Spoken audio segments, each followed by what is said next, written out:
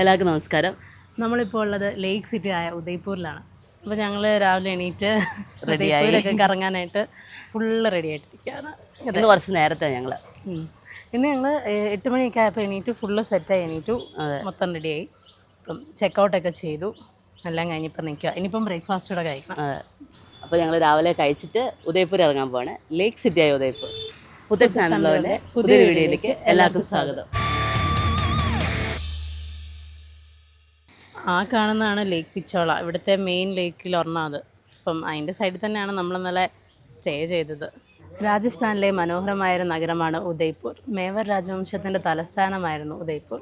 1559 മേവറിലെ മഹാരാജാവായിരുന്ന മഹാരാജ ഉദയ് സിംഗ് രണ്ടാമനാണ് ഉദയ്പൂർ സ്ഥാപിച്ചത്. ഈ നഗരത്തിന് ഉദയ്പൂർ എന്ന പേര് വരാൻ കാരണം അതിൻ്റെ സ്ഥാപകൻ മഹാറാണ ഉദയ് സിംഗ് ആയതുകൊണ്ടാണ്. ഉദയ്പൂരിന് മുന്നേ ചിത്തോർഗട്ടായിരുന്നു മേവർ രാജവംശത്തിൻ്റെ തലസ്ഥാനം. തുടർച്ചയായിട്ടുള്ള മുഗളന്മാരുടെയും ഡൽഹി സുൽത്താന്മാരുടെയും ആക്രമണം കാരണം മേവർ രാജാവിന് തോന്നി കുറച്ചുകൂടെ സുരക്ഷിതമായൊരു തലസ്ഥാനം വേണമെന്ന്. അങ്ങനെയാണ് ഉദയ്പൂർ മേവർ രാജവംശത്തിൻ്റെ തലസ്ഥാനമാവുന്നത്. അപ്പോൾ നമ്മുടെ ബ്രേക്ക്ഫാസ്റ്റ് എത്തി. നമ്മളൊരു സാൻഡ്വിച്ച് പറഞ്ഞു, ചിക്കൻ സാൻഡ്വിച്ച്, ഒരു ലെമൺ ടീ, ഒരു ഓംലെറ്റ് വിത്ത് ബണ്ണ്. അപ്പോൾ ഫുഡൊക്കെ കഴിച്ച് കഴിഞ്ഞു. ഇനി നമ്മൾ വണ്ടിയുടെ അടുത്ത് പോവാം. വണ്ടിയുടെ അടുത്ത് പോയി സാധനങ്ങളെല്ലാം വെച്ചിട്ട് വേണം പോവാൻ. അതെ, ഇതിവിടുത്തെ രാവിലെ വേസ്റ്റൊക്കെ പെറുക്കാൻ വേണ്ടി വരുന്ന വണ്ടിയാണ്. അത്യാവശ്യം ക്ലീനാണ് ഉദയ്പൂർ ടൗൺ. അപ്പോൾ നമ്മളിതേ വണ്ടിയൊക്കെ എടുത്ത് വന്ന് സാധനം എല്ലാം വെച്ചു. ഇനിയിപ്പോൾ നമുക്ക് പോയേക്കാം. ഇപ്പോൾ ഇന്ന് മൊത്തം നടക്കാനുള്ളതാണ് നമുക്ക്. അതെ, നമ്മൾ ഇവിടെ വന്നിട്ട് കാറിന് പോകാനാണെങ്കിൽ ഇപ്പോൾ ഈ ഏരിയയിൽ നിന്ന് ഒരു 5-6 കിലോമീറ്റർ ഉണ്ട് നമ്മൾ സിറ്റി പാലസും അങ്ങനെയുള്ള ഏരിയയിലോട്ട്. പക്ഷെ നമ്മൾ നടന്നു പോകണമെങ്കിൽ ഒരു 700-800 മീറ്ററേ ഉള്ളൂ. നമുക്ക് നടന്നു പോകാം. പാർക്കിങ് നമ്മൾ 24 hours കൊടുത്തു, 500 രൂപ പറഞ്ഞത്. ചാന്ദ്പോളിൽ അവിടെ ഉണ്ട്, അവിടെയും 450-460 രൂപ അവിടെയും പറഞ്ഞത്. നമുക്ക് വൈകുന്നേരം അങ്ങോട്ട് പോകണ്ടേ, കാരണം നമ്മൾ റൂം ആ സൈഡിലെടുത്തേക്കുകയാണ്. അതെ, ഞാൻ നേരത്തെ എണ്ണം ഓൺലൈനിൽ കണ്ട് ബുക്ക് ചെയ്തു. ഇനി ഇന്നലത്തെ പോലെ നമുക്ക് തിരഞ്ഞെടുക്കാൻ ഇന്ന് നേരമില്ല, സമയമില്ലാത്തതുകൊണ്ട് ഞാൻ പിന്നെ അങ്ങ് ബുക്ക് ചെയ്തു.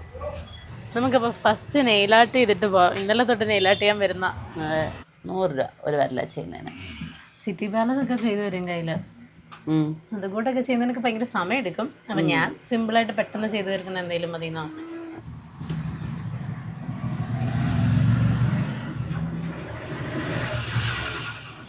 ഇതൊക്കെ ചേട്ടൻ വരച്ചേക്കുന്ന പെയിൻറ്റിങ്സാണ്.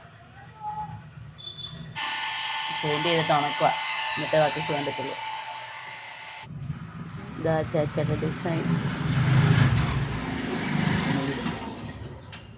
അപ്പോൾ ചേച്ചിയുടെ 2 വിരലിൻ്റെയും കഴിഞ്ഞു. അങ്ങനെയുണ്ട്, ഇഷ്ടപ്പെട്ടാ? കൊള്ളാം. ആ ട്രാൻസ്പെറൻ്റ് നെയിൽ പോളിഷ് ഇല്ലേ, അതുകൂടെ അടിക്കും. അതൊരു 2 കോട്ട് അടിക്കും ഇതിൻ്റെ മേളിൽ. ആദ്യം ഒന്ന് അടിച്ചിട്ട് ഉണക്കും, പിന്നെ ഒന്നുകൂടെ അടിക്കും. നാട്ടിൽ നിന്ന് നഖമൊക്കെ വളർത്തി പ്ലാൻ ചെയ്ത് വന്നൊരു പരിപാടി ഇപ്പം നടക്കുന്നു. അതെ, പക്ഷെ പകുതി വഴിയപ്പോൾ എൻ്റെ പകുതി നഖമൊക്കെ പൊട്ടിപ്പോയി. എൻ്റെ പൊട്ടിയൊന്നും പോയില്ല, എൻ്റെ സൂക്ഷിച്ച് കൊണ്ടുവന്നു. അയ്യോ, എൻ്റെ ഞാൻ ഡോറ് തുറന്നപ്പോൾ, വണ്ടിയുടെ ഡോറ് തുറന്നപ്പോൾ അതിൽ പൊട്ടി അതിൽ നേരെ, അതുകൊണ്ട് പണിയായിപ്പോയി. കയ്യിലാ ബ്ലാക്കിന് ഇരിക്കുന്ന വോട്ട് ചെയ്തതാണ്, അത് ഇതുവരെ പോയില്ല. ആ മഷി എല്ലാം കിട്ടുമായിരുന്നെങ്കിൽ അല്ലേ. അതെ, ഒരു കുടുംബത്തോടെ ചെയ്യുന്ന കേട്ടോ, लाइक पेंटिंग है। सबसे पहले नेल आर्ट का काम मैंने स्टार्ट किया था ट्रिप एडवाइजर पर। इंस्टाग्राम पर तो अब हुआ, ट्रिप एडवाइजर पर लोकी आर्ट स्कूल ऐसा सर्च करेंगे तो मेरा फोटोग्राफ में आ जाएंगे। मेरा टूरिस्ट का काम था, इंडियन तो अब चलते हैं तो लोग इंडियन का काम हो गया है, बाकी टोटल फॉरेनर्स का काम। इस एरिया में टोटली फॉरेनर्स थे, टोटली फॉरेनर्स थे। इंडियन से बिजनेस का कोई मतलब, इस एरिया को इंडियन से बिजनेस का कोई लेना देना ही नहीं था। मतलब 1 रुपए भी इंडियन से नहीं आता था इस एरिया में, टोटल फॉरेनर्स। ഈ ഏരിയയിൽ ഫോറിനേഴ്സിൽ നിന്നാണ് ഇവർക്ക് കൂടുതലും പൈസ കിട്ടുന്നത്. ഇന്ത്യൻസിനെ കൂടെ ടൂറിസ്റ്റിൻ്റെ ഒരു ഇത് ഇല്ലായിരുന്നു അങ്ങനെ. പുള്ളിയാണ് ആദ്യമായിട്ട് നെയിലായിട്ട് ഇവിടെ സ്റ്റാർട്ട് ചെയ്തെന്ന് പറഞ്ഞത്. അത് കഴിഞ്ഞ് പിന്നെ ഇൻസ്റ്റാഗ്രാമിലൊക്കെ ഇട്ട് ഫേമസ് ആയി, അങ്ങനെ ഓരോരുത്തരൊക്കെ തുടങ്ങിയത്. ഈ ഇവരുടെ വീട്ടുകാർ ഫുള്ള് പെയിൻറ്റിങ്ങിൻ്റെ ഇതാണ് ചെയ്യുന്നത്, പാരമ്പര്യമായിട്ട് തന്നെ. അപ്പോൾ അത് കഴിഞ്ഞ് പുള്ളി നെയിലായിട്ട് പഠിച്ച് അങ്ങനെ ചെയ്യുന്നത്. ഇപ്പം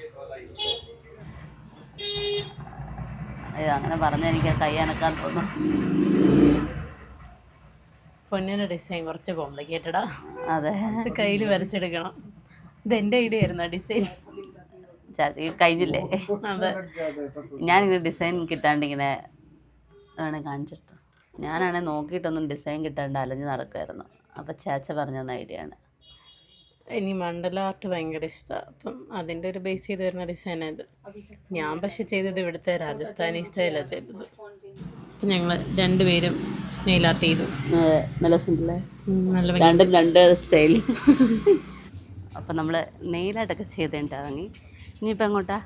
ഇനി നമുക്ക് സിറ്റി പാലസിലോട്ട് പോകും. അപ്പോൾ ഈ സിറ്റി പാലസിലോട്ട് പോകുന്ന വഴിക്ക് തന്നെയാണ് ഗംഗാവൂർ ഘട്ടും ലേക്ക് പിച്ചോളയുടെ തീരത്തോടെ നമ്മൾ ഇന്നലെ തൊട്ട് ഓരോ കാട്ടിലും തിരുത്തോടെ നമ്മൾ നടക്കുന്നത്. അതെ അതെ, എല്ലായിടത്തും ഓരോ കാട്ടും ലേക്കും. അതെ. അപ്പം അങ്ങോട്ട് പോവാം നമുക്ക്. അങ്ങനെ നഖത്തിൻ്റെ പരിപാടിയെല്ലാം കഴിഞ്ഞു. ജയ്പൂരിലെ വളയുടെ പരിപാടി മാത്രം നടന്നില്ല, ബാക്കിയെല്ലാം ഓക്കെ ഫില്ലായി. അല്ലേലും എല്ലാ ട്രിപ്പിലും എന്തെങ്കിലുമൊക്കെ ചെയ്യാണ്ട് വരും, എന്നാലേ പിന്നെ വരാൻ പറ്റുള്ളൂ. അതെ, അത് ശരിയാണ്. എന്തേലും പിന്നെ വരാനൊരു ഇത് വേണ്ടല്ലേ. അതെ, ഞങ്ങൾക്ക് ചെറുതായിട്ടൊന്ന് വഴിതെറ്റിപ്പോയി. നെയിലായിട്ടൊക്കെ ചെയ്യുന്ന സന്തോഷത്തിൽ നേരെ നടന്നു. അതെ, നേരെ നടന്നു. തിരിഞ്ഞാണ് നടക്കണ്ടേ. ഇതെല്ലാം കല്ലുകൊണ്ട് ഉണ്ടാക്കിയേക്കുന്ന ഇതുണ്ട്, അതുപോലെ കല്ലി കൊത്തി ഉണ്ടാക്കുന്ന. നല്ല പണിയുണ്ടല്ലേ. നല്ല പണിയുണ്ട്. ദായി ജി കി പുലിയ, ഇതുവഴിയാണ് നമുക്ക് അക്കരെ പോകേണ്ടത്. അതെ, ഇത് നടന്നു പോകുന്ന പാലം. അപ്പുറത്ത് വണ്ടി പോകുന്ന പാലം വേറെ ഉണ്ട്. ഇതാണ് ലേക്ക് പിച്ചോള. ആ കാണുന്ന വണ്ടി വരുന്ന പാല. നമ്മുടെ ഇന്നലത്തെ റൂം ലേക്ക് പിച്ചോളയുടെ ഈ തീരത്തായിരുന്നു. ഇനി ഇന്നത്തെ റൂം നമ്മൾ ആ തീരത്താണ് എടുത്തേക്കുന്നത്. പക്ഷെ കുറച്ച് ഉള്ളിലാട്ടോ. പക്ഷെ അതിൻ്റെ ടെറസ് വ്യൂ എന്ന് പറയുന്നത് നല്ല ലേക്കും ഇതൊക്കെയാ. ഇഷ്ടംപോലെ ഇതുണ്ട് കേട്ടോ, മീനുണ്ട്. ഇതിന് വലിയ ആഴമില്ലെന്ന് തോന്നുന്നത്. ഇവിടെ നോക്കിയാൽ താഴ്വശം കാണാതെ വായിലൊക്കെ കണ്ടില്ലേ. ഇവിടെ ബോട്ടിംഗ് ഉണ്ട് കേട്ടോ, ബോട്ടൊക്കെ കിടക്കുന്നു. അത് കണ്ടോ, അത് മൊത്തം മീനാ. അപ്പോൾ ഉദയ്പൂർ ലേക്ക് സിറ്റിയാണ്. അപ്പോൾ ഇവിടുത്തെ മെയിൻ ലേക്കാണ് ലേക്ക് പിച്ചോളയും അതുപോലെ ഫത്തേഹ് സാഗർ ലേക്കും. പിന്നെ വേറെ ലേക്കുകളുണ്ട്. ഉദയ് സാഗർ ലേക്കുണ്ട്, ദൂത് തലായി ഉണ്ട്, അതുപോലെ ജയ്സാമൻ ലേക്കുണ്ട്.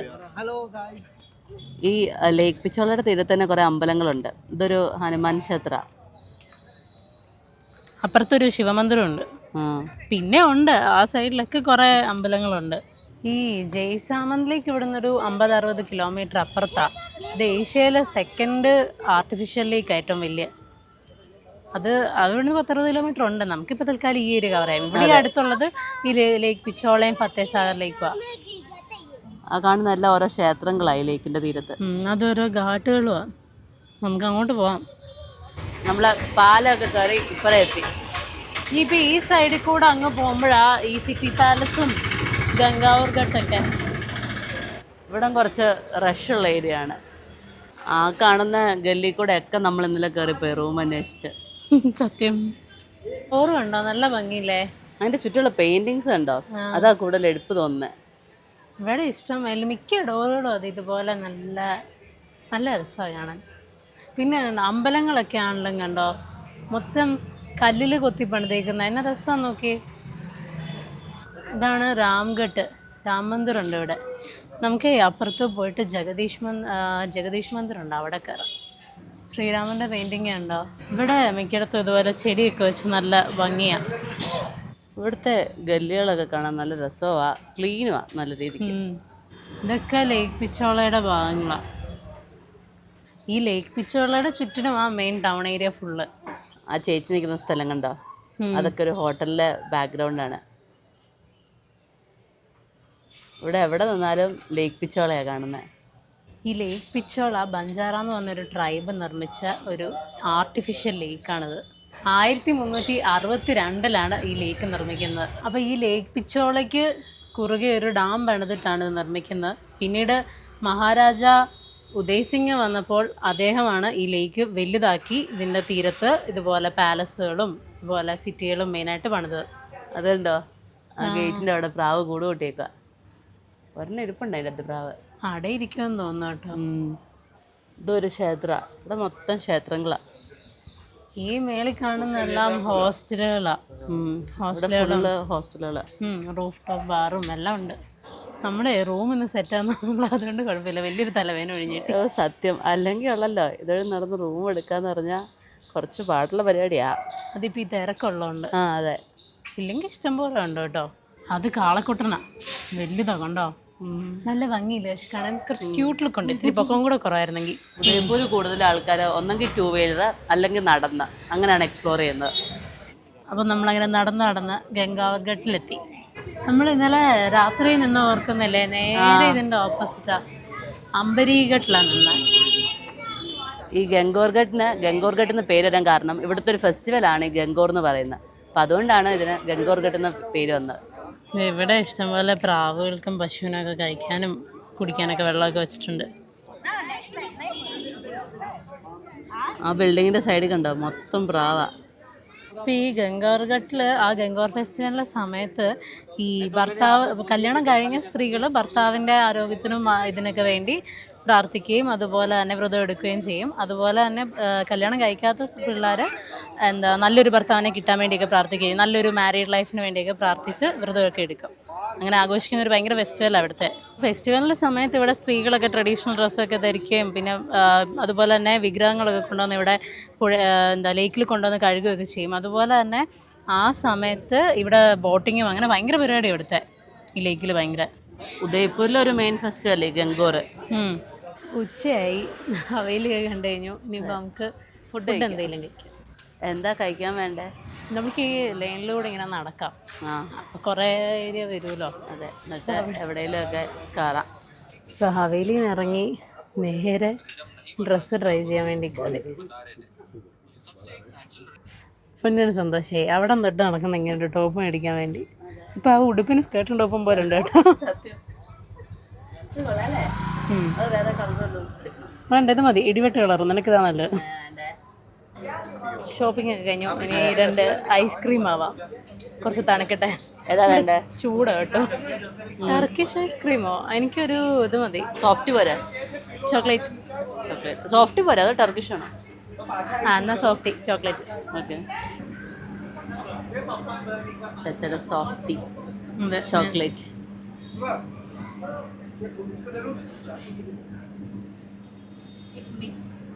സന്തോഷമായില്ലേ? കുറേ നേരമായിട്ട് ഐസ്ക്രീം വേണമെന്ന് വേണ്ടായിരുന്നു.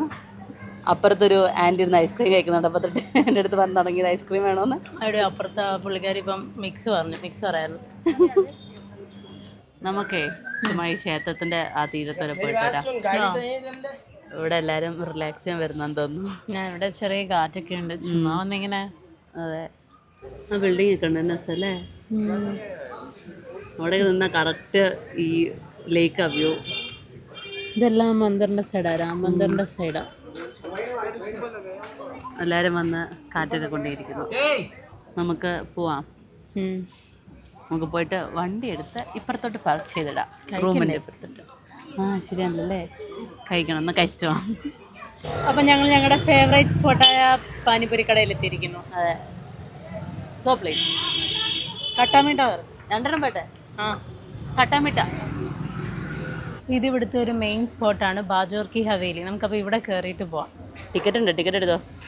ടിക്കറ്റ് ഇന്ത്യൻ അഡൾട്ടിന് 60 രൂപയും 5 to 12 വയസ്സ് പ്രായമുള്ള പിള്ളേർക്ക് 40 രൂപ. ഇതോട്ട് ഇവിടെ കുടിക്കാൻ വേണ്ടി വെള്ളം വെച്ചേക്കുന്നുണ്ടോ? ആർക്കെല്ലാം എടുത്ത് കുടിക്കാം മൺകോട്ടത്തിൽ. ഇപ്പോൾ ഇവിടെ മ്യൂസിയത്തിലേക്കുള്ള എൻട്രി രാവിലെ 9:30 തൊട്ട് 5:30 വരെയാണ്. 5:30 കഴിയുമ്പോൾ ഇവിടെ വൈകുന്നേരം ഡാൻസും പരിപാടികളൊക്കെ ഉണ്ട്. അപ്പോൾ ഇങ്ങനെ കൾച്ചറൽ പ്രോഗ്രാംസും അങ്ങനത്തെ അതിന് ടിക്കറ്റ് വേറെ, ഇതല്ല. അത് അകത്താന്ന് പറഞ്ഞത്. അത് വേണം ഇപ്പം എടുത്തു വെച്ചോ, നമുക്ക് വൈകിട്ട് വരാം. ഇവിടെ ഉണ്ട് വിസിറ്റ് ശില്പ് ഗ്രാമോ, step into magical world of arts and culture. രാവിലെ 11 to 7 മണിന്ന് എഴുതിയേക്കുന്നത്. പക്ഷേ ഈവനിങ്ങിലേ ഉള്ളൂ ഈ പരിപാടികളൊക്കെ. ഇതാ ഈവനിങ് ഷോ ടിക്കറ്റ് കൗണ്ടർ. അതിനതെ രാജസ്ഥാനി ഫോക്ക് ഡാൻസ് ഷോ. ഇന്ത്യൻസിന് 125 രൂപ ഒരാൾക്ക്, പിള്ളേർക്ക് 75 രൂപ, ഫോറിനേഴ്സിന് 250 രൂപ. ഫോട്ടോയും വീഡിയോ ആണെങ്കിൽ 125 വേറെ. അത് ക്യാമറയുടെ ചാർജാണ്. ഷോർട്ട് ടൈം 6 മണി to 7 മണി, പിന്നെ 7 to 8. ഓഫ്ലൈനായിട്ട് ടിക്കറ്റ് 4 മണിയാകുമ്പോൾ ഇവിടെ വന്നാൽ കിട്ടും. ഓഫ്ലൈൻ ടിക്കറ്റ് 4 മണിക്കല്ല, 5:30 ഓൺവേർഡ്സേ ഉള്ളൂ. ഇപ്പോൾ കിട്ടില്ല. അപ്പം നമുക്ക് വൈകുന്നേരം വന്നെടുക്കാം. ഇതുണ്ട് ഈ കാണുന്നത് ഈ ബംഗോർ കി ഹവേലിയുടെ ഒരു മോഡലാണ്. എന്നെ വലുതല്ലേ ഈ ബാഗോർ കി ഹവേലി? 18ാം നൂറ്റാണ്ടിൽ പണിത ഒരു ഹവേലിയാണ്. ഇത് ഇവിടുത്തെ മ്യൂസിയമാണ്. അപ്പം നമുക്ക് ഇവിടെ കയറുമ്പം ഈ ജയ്സാൽമീറിലെയും ജോധ്പൂരിലെയും എല്ലായിടത്തെ മഹാരാജാക്കന്മാരുടെ സ്റ്റാച്ചു ഉണ്ടാക്കി വെച്ചിട്ടുണ്ട്. ഇതാണ് ജയ്സാൽമീറിൻ്റെ മഹാരാജാവും സ്ഥാപകനായിരുന്ന മഹാറാവൽ ജയ്സൽ. എല്ലാ ഇപ്പം ജയ്സാൽമീറും ജോധ്പൂരും എല്ലാം സ്ഥാപിച്ച രാജാക്കന്മാരുടെ പ്രതിമകളായത്. ഇത് ജോധ്പൂരിൻ്റെ സ്ഥാപനമായിരുന്ന മഹാരാജ റാവോ ജോധ. ഇത് ജയ്പൂർ സ്ഥാപിച്ച മഹാരാജ സവായി ജയ് സിംഗ് രണ്ടാമൻ. ഇതെല്ലാം ഓരോ സ്റ്റേറ്റുകളിലെ എംബ്ലമാണ്. ഇത് ജയ്സാൽമീർ സ്റ്റേറ്റിലെ എംബ്ല. നേരെ താഴെ ജോധ്പൂർ സ്റ്റേറ്റ്. ഇത് മേളിൽ മേവർ സ്റ്റേറ്റ്, താഴെ മറാത്താസ്. ജയ്പൂർ സ്റ്റേറ്റ് ബുണ്ടി, കിഷൻഗട്ട്, ബറോഡ, കുച്ച്. ഇത് കുച്ച്. താഴെ ബിക്കാനീർ. ഇത് അൽവാർ സ്റ്റേറ്റ്, താഴെ നവാനഗർ. ഉദയ്പൂരിനെ സ്ഥാപിച്ച ഉദയ് സിംഗ് രണ്ടാമൻ്റെ മഹാരാജാവിൻ്റെ ഒന്നും കാണുന്നില്ല സ്റ്റാച്ചു. ബാക്കി എല്ലാവരും ഉണ്ട്. അപ്പുറമല്ലായിരിക്കും. ആ, എല്ലാം ഫ്ലാഗാന്ന് തോന്നുന്നു. ഇതെല്ലാം ഓരോ സ്റ്റേറ്റിൻ്റെ ഫ്ലാഗുകളാണ്. ഉദയ്പൂർ മേവർ രാജവംശത്തെയായിരുന്നു. അപ്പോൾ ഇവിടുത്തെ ഫ്ലാഗ് അത്. ഇത് മറാത്ത സ്റ്റേറ്റിൻ്റെ. ഇത് ജയ്പൂരിൻ്റെ. നേരെ താഴെ ബൂണ്ടി. ബൂണ്ടി ഒന്നുമില്ല, പ്ലെയിൻ അല്ല അല്ലേ. ബറോഡ, കിഷൻഗഡ്. ഈ ഹവേലി പണിതത് ഉദയ്പൂരിൻ്റെ പ്രധാനമന്ത്രിയായിരുന്ന അമർചന്ദ് ബദ്വയാണ്. അപ്പോൾ ഈ ഹവേലി പിച്ചോള തടാകത്തിന് സൈഡിൽ ഗംഗോരി ഘട്ടിൻ്റെ തൊട്ടടുത്താണ് സ്ഥിതി ചെയ്യുന്നത്. ഇവിടെ പെയിൻറ്റിങ്സ് ഉണ്ടല്ലേ. ആ, ഇവിടെയൊക്കെ എന്തോ ഉണ്ട് കാണാൻ. ബാ, അവിടെ പപ്പറ്റ് മ്യൂസിയം ഉണ്ട്. ഓ, പാവകളുടെ മ്യൂസിയം. World of puppets. പിന്നെ കൺപുത്ലി. ഇവിടെ ചെരുപ്പൊക്കെ ഊരിട്ട് വേണം കയറാൻ. കട്ട്പുത്ലി സംഗ്രഹാലയ. ഓക്കെ, കറക്റ്റാന്ന് തോന്നുന്നു. മ്യൂസിയം. ഇവിടെ ഫുള്ള് ഓരോ കോസ്റ്റ്യൂമിൽ ഇങ്ങനെ പപ്പറ്റ്സ് ഉണ്ടാക്കി വെച്ചേക്കാം. രാജാക്കന്മാരുടെ മന്ത്രിമാരുടെ ഒക്കെ കോസ്റ്റ്യൂമിലാണ്. ഇത് റാണിമാരുടെ. ഇവിടെ ഇത് ഒട്ടകത്തിനൊക്കെ ഉണ്ടാക്കി വെച്ചിട്ടുണ്ട്. അതിൻ്റെ പൊക്കത്ത് ആൾക്കാരൊക്കെ ആയിട്ട്. ഇത് കുതിര, ഇത് ആനയെല്ലാം ഉണ്ട്. ഇതെനിക്ക് തോന്നുന്നു ഈ രാജാക്കന്മാരൊക്കെ ഡാൻസും പരിപാടിയൊക്കെ കാണാനായിട്ടിരിക്കുന്ന പോലെ അങ്ങനത്തെ ഒരു ഇതിൽ അവരുടെ കോസ്റ്റ്യൂംസൊക്കെ ഇട്ട് വെച്ചിട്ട് ഇവിടെ അതേ ഒരു സ്ത്രീ ഡാൻസ് കളിക്കുന്നതൊക്കെ ആയിട്ട്. ഇത് ദേ ഒട്ടകത്തിൻ്റെ പൊക്കത്ത് ഇവർ ദേ പപ്പറ്റ് ഷോയ്ക്ക് പോകുന്ന രീതിയിൽ ചെറിയതൊക്കെ ഉണ്ടാക്കി വെച്ചേക്കണം. ഇനി നമുക്ക് അടുത്ത സ്ഥലം കാണാൻ പോകാം.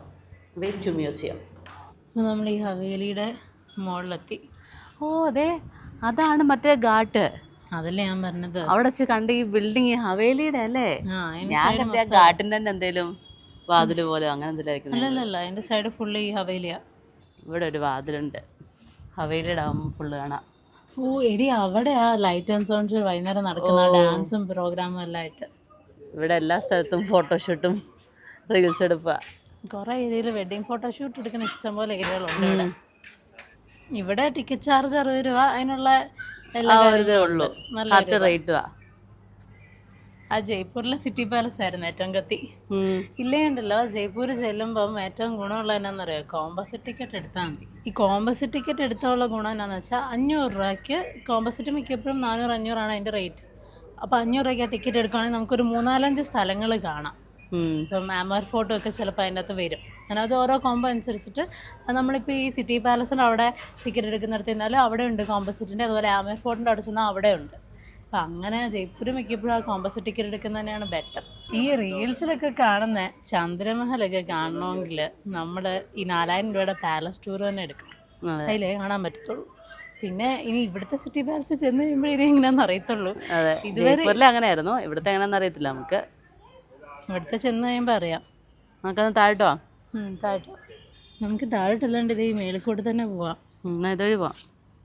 ഈ ഹവേലിയിൽ ടോട്ടൽ 138 റൂമുകളുണ്ട്. ഇവിടെയൊക്കെ ഉണ്ട്. ഇതിൻ്റെ അകത്ത് തന്നെ മരം, ആര്യവേപ്പ. കുറേ സ്പോട്ടുണ്ട്. രാജസ്ഥാനിലെ മിക്ക ഫോർട്ടും ഏരിയകളെല്ലാം ഭയങ്കര ഫോട്ടോ പറ്റിയ ഏരിയകളാണ്. ആ പീക്കോക്കിനെ കണ്ടോ, നല്ല രസമില്ലേ? ഇതൊക്കെ ഫുള്ള് ഗ്ലാസ്സാണ്, ചില്ല. ഇതുണ്ട്. ഇതായിരിക്കും 138 മുറികളുണ്ടെന്ന് പറഞ്ഞ്. എന്തൊരു മുറികളാ. കുഞ്ഞ് ബാൽക്കണികളുണ്ട്. നല്ല നടുമുറ്റമുള്ള കൊട്ടാരമല്ല ഇത്, മാൻഷൻ, ബംഗ്ലാവ്. ആ ബാൽക്കണിയുടെ ഒക്കെ പണിയുണ്ടോ, നല്ല ഡിസൈൻ അല്ലേ. ഥാൽ പോഷ്. ഇതിലാണ് ഇവർക്ക് ഈ ആഹാരമൊക്കെ കൊടുക്കുമ്പോൾ ഫുഡ് ഇതിന് പ്ലേറ്റൊക്കെ ഇതിൻ്റെ മേളിൽ വെച്ചിട്ടാണ് സെർവ് ചെയ്തിരുന്നത്. പണ്ടത്തെ ഹുക്ക ഉണ്ടോ? സിൽവറാ. അതിൻ്റെ ടേബിളും നല്ല രസമുണ്ട്. പിന്നെ പണിയല്ലേ. ഹാൻഡ് ഫാൻ ഉണ്ടോ? രസമുണ്ട്. ഇത് സിൽവറിന് പറ്റില്ല, അതിനൊക്കെ വെയിറ്റ് ആയിരിക്കും ഇതിൻ്റെ അല്ലേ.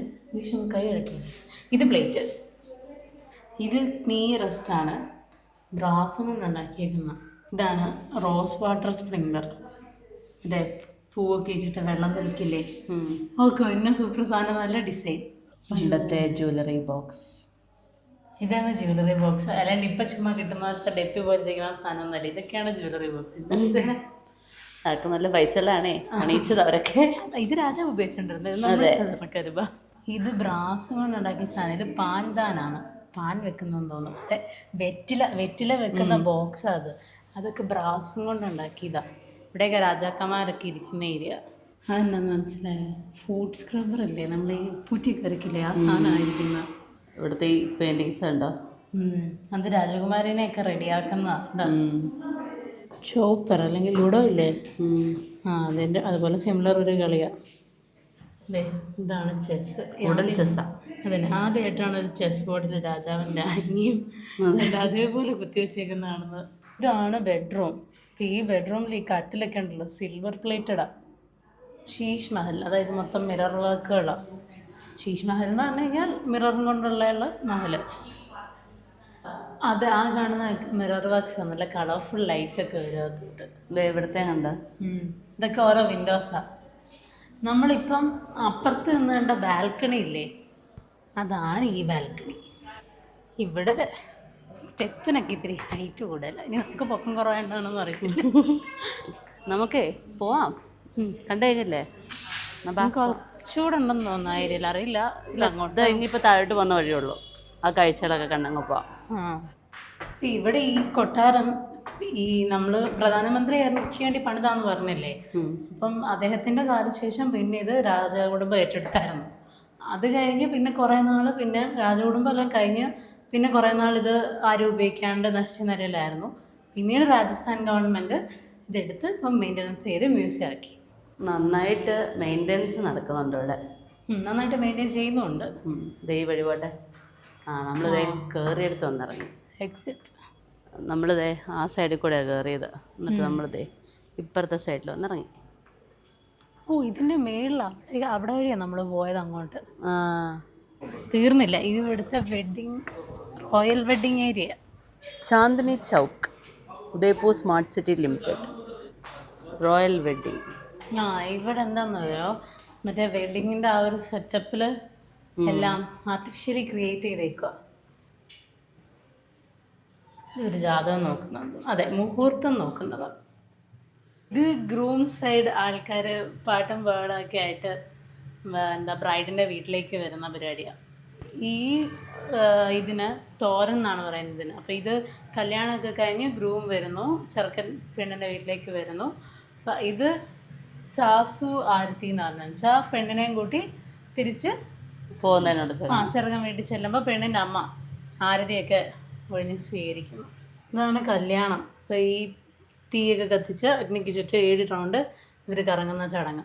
ഇപ്പം ഈ ചടങ്ങിൻ്റെ പേരാണ് വിദായി. വിദായി എന്ന് പറയുമ്പോൾ കല്യാണം കഴിഞ്ഞിട്ട് പെണ്ണിനെ ചെറുക്കൻ്റെ വീട്ടിലേക്ക് കൊണ്ടുപോകുന്ന ചടങ്ങാണ്. അപ്പോൾ രാജ്ഞീനെ ഇതുപോലെ ക്യാരേജിലൊക്കെ ഇരുത്തി കൊണ്ടുപോകും. അപ്പോൾ ഇത് ഭയങ്കര ഇമോഷണൽ മൊമെൻ്റ് ആണ്. കാരണം കല്യാണം കഴിഞ്ഞ് കഴിഞ്ഞാൽ പിന്നെ ചെറുക്കൻ്റെ വീട്ടിലെ മെമ്പർ ആവുകയാണ്. പിന്നെ ഇടയ്ക്ക് മാത്രം എന്തെങ്കിലും ഒക്കേഷൻസ് ഉണ്ടെങ്കിൽ മാത്രം തിരിച്ച് വീട്ടിൽ വരും, അത്രേ ഉള്ളൂ. അപ്പോൾ അതേ കല്ലിൽ കുത്തിയ ഞങ്ങളൊരു ജ്വല്ലറി ബോക്സ് മേടിച്ചു. ഇതിൻ്റെ ചെറുത് മേടിച്ച് അതെ ഇവരെ ചേച്ചി ഇന്ന് കല്ലെ കൊത്തുന്നുണ്ട്. നല്ല പണിയല്ലേ? നല്ല പണിയുണ്ട്. അതൊക്കെ ഇപ്പൊ ദീദിയോടെ കൊത്തി വെച്ചേക്കുന്ന ഇതാണ് ദീദി. അതെ, നമ്മള് ജ്യൂസ് കഴിക്കാൻ തീരുമാനിച്ചു. അവിടെ ഇരുന്നു, അതാ സീറ്റ്. അതെ, ഒരു ഓറഞ്ച് ജ്യൂസും പറഞ്ഞു, ഒരു സ്വീറ്റ് ലസ്സിയും പറഞ്ഞു. അതെ, ജ്യൂസും ലസ്സിയൊക്കെ എത്തി. അതെ, നിനക്ക് ജ്യൂസാണോ ലസ്സിയാണോ? രണ്ടും വേണം, പകുതി പകുതി. ജ്യൂസൊക്കെ കുടിച്ച് വേറെ പറഞ്ഞു കുറെ നേരം അവിടെ ഇരുന്നു. അതെ, ഇനിയിപ്പോ നമുക്ക് പോകാം. വണ്ടി എടുത്തോട്ടോ. അപ്പം നമ്മളിതേ പാർക്കിംഗ് വന്നു, വണ്ടിയൊക്കെ എടുത്തു. ഇനിയിപ്പോൾ നമുക്ക് നേരെ റൂമിന് അങ്ങോട്ട് പോകാം. ഈ റൂം എടുത്തേക്കുന്നതിൻ്റെ അവിടെ പാർക്കിംഗ് ഇല്ല, പെയ്ഡ് പാർക്കിങ്ങേ ഉള്ളൂ. 2 ദിവസത്തേക്കും കൂടെ കൂടി 1000 രൂപ പാർക്കിംഗ് ഫീസ് ആയി. അതെ, വൈകുന്നേരം അതുകൊണ്ട് ഇപ്പോൾ വലിയ തിരക്കില്ല. ഇന്നലെ നമ്മൾ ഈ സമയത്തൊക്കെ നല്ല തിരക്കായിരുന്നു. അപ്പം 4:45 സമയം. ഒരു 6:30 7 7:30 സമയത്ത് ഇതുവഴി വരാനേ കൊള്ളത്തില്ല, പ്രത്യേകിച്ച് വണ്ടിക്ക്. അതെ. നടന്നു വന്നാലും കണക്കാ, എന്നാലും പ്രശ്നമില്ല. ലേക്ക് പച്ചോളയുടെ പൊക്കത്തൂടെയാണ് നമ്മൾ പോകുന്നത്. ഇതാ ചാന്ത്പോള്. നമ്മൾ മിക്കവാറും ലിഫ്റ്റിൽ കയറി പോകേണ്ടി വരും. ഞാൻ ആദ്യമായിട്ട് ലിഫ്റ്റ് കയറ്റുന്നത്. ഞാൻ ആദ്യമായിട്ട് ഇങ്ങനെ ഇരുന്ന് കാണുന്നത്. 2 ലിഫ്റ്റ് ഉണ്ട് കേട്ടോ. രണ്ടിടത്തുനിന്നും വണ്ടി ഇറങ്ങി വന്നു. ഇവിടെ ആയിരിക്കും നമ്മൾ കയറുന്നേ ആണെന്ന് എനിക്ക് തോന്നുന്നു. അങ്ങനെയാണ് നമ്മൾ കുറച്ചുകൂടെ ബാക്ക് എടുത്തിട്ട് ഒടിഞ്ഞു വരണം. നമുക്ക് അവര് താഴെ സ്ഥലം തന്നു. അതെ അതെ.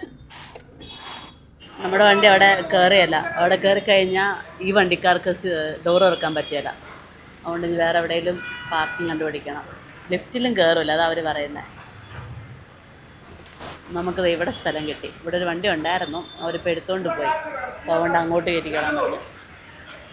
അപ്പോൾ വണ്ടിയൊക്കെ പാർക്ക് ചെയ്തു. ഇനി നമ്മൾ പോവുകയാണ് റൂമിലേക്ക്. അതെ, റൂമിന് ഇവിടുന്ന് നടന്നു പോകണം കുറച്ച്. 400 മീറ്റർ ഉണ്ട്. ഇവിടെ കാറിനും ജീപ്പിനൊക്കെ 1 മണിക്കൂറത്തേക്ക് 20 രൂപയാണ്.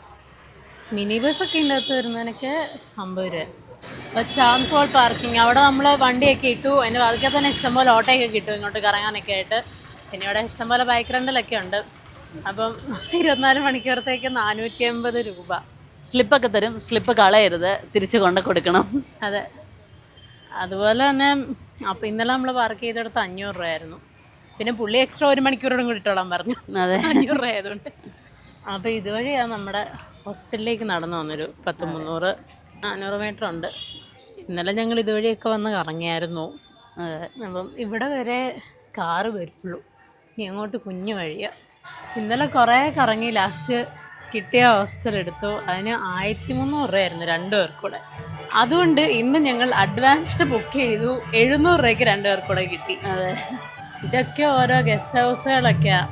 ഇങ്ങോട്ടൊക്കെ കുറേ ഹോം സ്റ്റേകളും ഗസ്റ്റ് ഹൗസുകളൊക്കെ ഉണ്ട്. ഒരു കുന്ന് കയറ്റം കയറണം. ഇന്നലെ ഇതുവഴി എല്ലാം കയറി കുറേ നടന്നാ. അതെ, ഇന്നലെ ഇതുവഴി കയറി നടന്ന് അപ്പുറത്തോടെ ഇറങ്ങി. ഞാൻ ആദ്യം അപ്പുറം ഒരു ഇതുണ്ട്, ഇപ്പം നമ്മൾ മെയിൻ റോഡിൽ കൂടെ അപ്പോൾ അവിടെ കയറി ആദ്യം ചോദിച്ചാൽ, എന്നിട്ട് പിന്നെയും കറങ്ങി തിരിഞ്ഞത് തന്നെ പോയി. അങ്ങോട്ടൊക്കെ വീടുകളുണ്ട്. ഇനിയും കാരണം ഇവിടെ നമ്മൾ കുറച്ചുകൂടെ കയറ്റം കയറി മേളിൽ ചെല്ലണം. അതെ, ഇതൊക്കെ ഇവിടുത്തെ വീടുകളാണ്. ഇതുണ്ടോ മേളിൽ എനിക്കൊന്ന് അലക്കുന്നിടാന്ന് തോന്നുന്ന കല്ലൊക്കെ വെച്ചിട്ട്. നല്ല രസമുണ്ടല്ലേ കാണാൻ. തുണി അലക്കാണ്ടിരുന്നടാ. വണ്ടി ചെല്ലുന്നതല്ലാത്തോണ്ട് എല്ലാം ഒരു ബാഗിലാക്കി തീർത്തു. അതെ, ഒരു ചെറിയ ബാഗ് കൂടെ ഉണ്ട്. പിന്നെ ചെറിയ ഹാൻഡ് ബാഗ് ഒരെണ്ണമുണ്ട്. ഇവിടുത്തെയൊക്കെ ഡോറുകൾ കണ്ടോ, നല്ല രസമല്ലേ. ഈ രാജസ്ഥാനിലെ ഡോറല്ല, അതെ, നല്ല രസമുള്ള ഡോറുകളാണ്. നല്ല രസമില്ലേ പൂ നിൽക്കുന്നതാണ്. അതൊരു ടൈപ്പ് ഓഫ് ചെത്തിയാണത്. ശരിയാ. ഇനി നമ്മൾ ഒരിറക്കം ഇറങ്ങും, പിന്നെയും ചെറിയൊരു കുന്ന് കയറും. അവിടെ കാണുന്നതാണ് ലേക്ക് പിച്ചോള. കാണുന്നതൊക്കെ ആരവല്ലി മലനിരകളാണ്. അയ്യോ, സൺസെറ്റ് ആവാറായി. അപ്പം നടന്ന് നമ്മൾ ഹോസ്റ്റലിലെടുത്താറായി. അതെ. അപ്പോൾ ഞങ്ങൾ റൂമിലെത്തി. മേളത്തെ ബങ്ക് ബെഡ. അതെ. ഇവിടുന്ന് വന്നാൽ നമുക്ക് ഉദയ്പൂർ ഫുള്ള് കാണാം. മകരസംക്രാന്തിയൊക്കെ കഴിഞ്ഞു, പക്ഷെ പിള്ളേരിപ്പോൾ ഇവിടെ നിന്ന് പട്ടമൊക്കെ പറത്തുന്നുണ്ട്. അവിടെയൊക്കെ ഫൗണ്ടെയിനൊക്കെ ഉണ്ട് കേട്ടോ. അതൊക്കെ ഇവിടെ എല്ലാം ഓരോ റൂഫ് ടോപ്പ് ഏരിയകളാണ്. അവിടെയൊക്കെ ഓരോ ഹോസ്റ്റലുകളുള്ള വലിയ ടൗണല്ലേ ഉദയ്പൂർ. ഉദയ്പൂർ വലിയ ടൗണാണ്. കുറേ ഏരിയ ഉണ്ട്. ഇത് ഇനി ഇഷ്ടംപോലെ ഏരിയ ഉണ്ട്. ഇവിടുന്ന് അങ്ങോട്ടൊക്കെ ഉണ്ട്. സൂര്യനൊക്കെ അസ്തമിച്ചു പോകും. എല്ലായിടത്തും നല്ല ലൈറ്റുകളൊക്കെ ആയി. ആ വൈറ്റ് കളറിൽ അവിടെ കാണുന്ന ഇവിടുത്തെ താജ് ഹോട്ടലാണ്, വെള്ളത്തിൻ്റെ നടുക്ക്. അതിൻ്റെ ബാക്കിൽ കാണുന്നതാണ് ഒരു പാലസോ, വാട്ടർ പാലസ്. ആ മലയുടെ മേളിൽ ഒരു കാളിമാതാ ക്ഷേത്രമുണ്ട്. പിന്നെ നല്ല രസമാണ്, നൈറ്റ് വ്യൂ നല്ല ഭംഗിയുണ്ട്.